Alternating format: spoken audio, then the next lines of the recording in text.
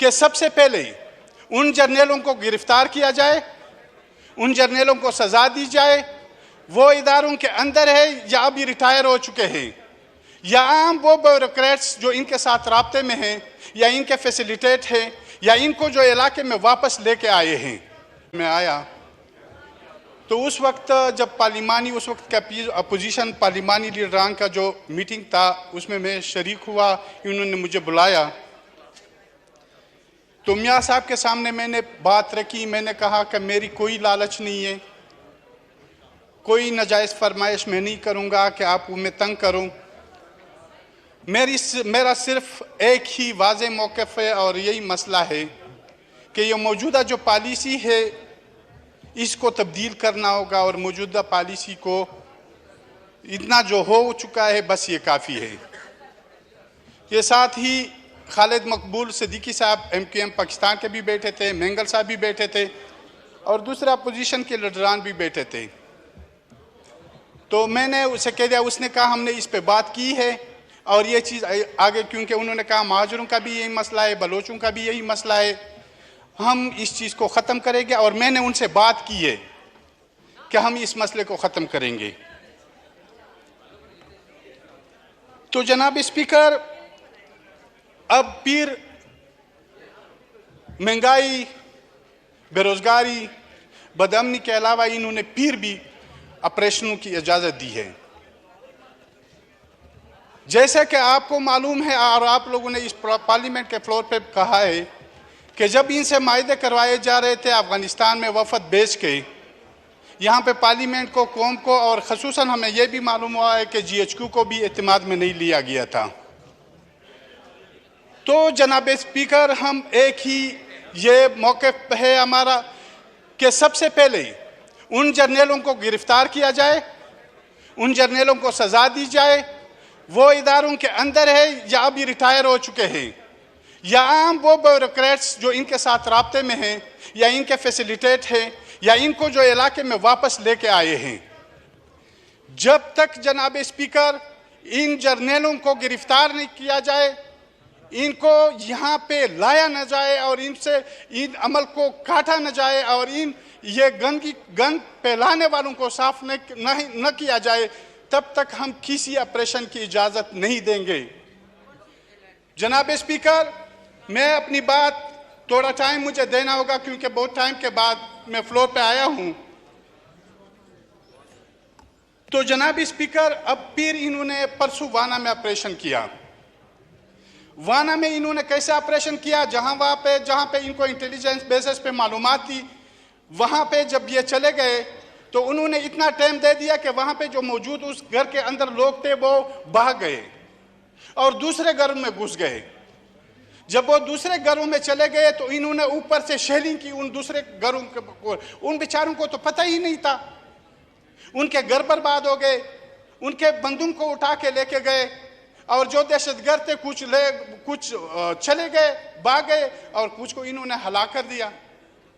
तो जनाब स्पीकर, फिर उसके बाद उन्होंने बहुत से इलाकों को यह कहा कि आप ये इलाके खाली करें, हम यहाँ पे ऑपरेशन कराना चाहते हैं। जब इलाका खाली होगा और आपके वहाँ पे पाले हुए लोग वो आपके लिए वहाँ पे ठहरेंगे, वहाँ पे रहेंगे। तो इस खौफ को एक सोचे समझे मंसूबे के तहत फैलाया जा रहा है। जनाब स्पीकर, मैं मौजूदा हुकूमत से यह अपील करूंगा, बल्कि दरख्वास्त करूंगा कि इस अमल को रोका जाए। जैसे मैंने पहले कहा कि उन लोगों को सजा दी जाए जो इसके जिम्मेदारान हैं, क्योंकि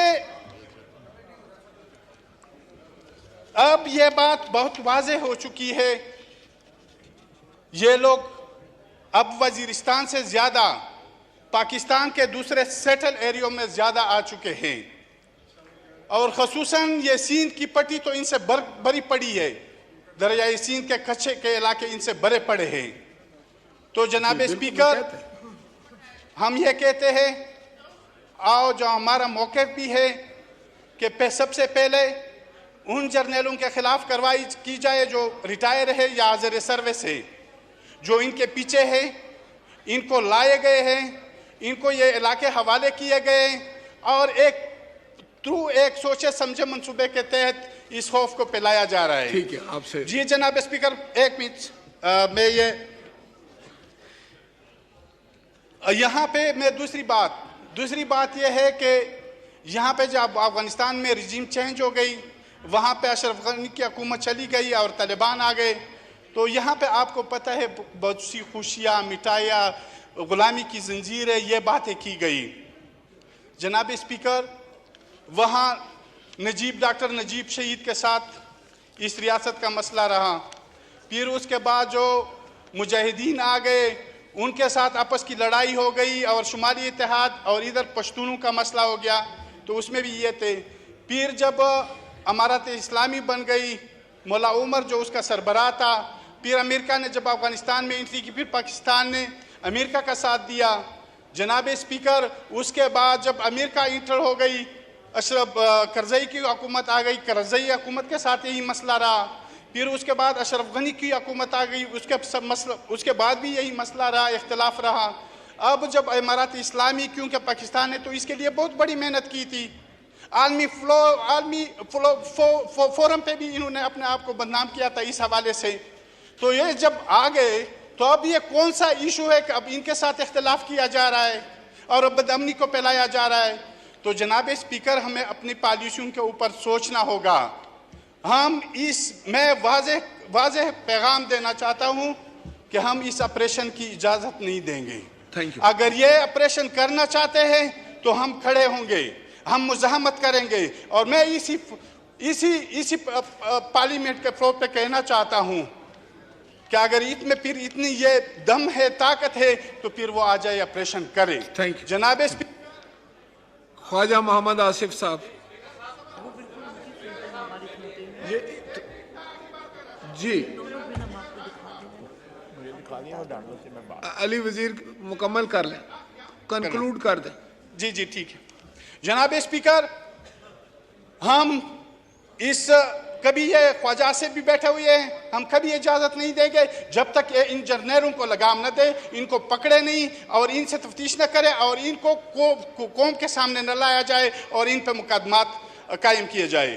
दूसरी बात, हमारे कोहाट के साथी जावेद खटक एडवोकेट के गाड़ी को परसों जलाया गया और उस बेचारे को धमकियाँ भी मिल रही है। कोई रजा खान वहाँ पे इंटेलिजेंस इदारे का कोई मुलाजिम है, वो उसे धमकियाँ दे रहे कि आप पीटीएम को छोड़ दे, दूसरे सियासी पार्टियों में आ जाए, हम आपको टिकट देंगे, फैसिलिटेट करेंगे और असेंबली तक पहुँचाएंगे। ये अमल स्टॉप होना चाहिए।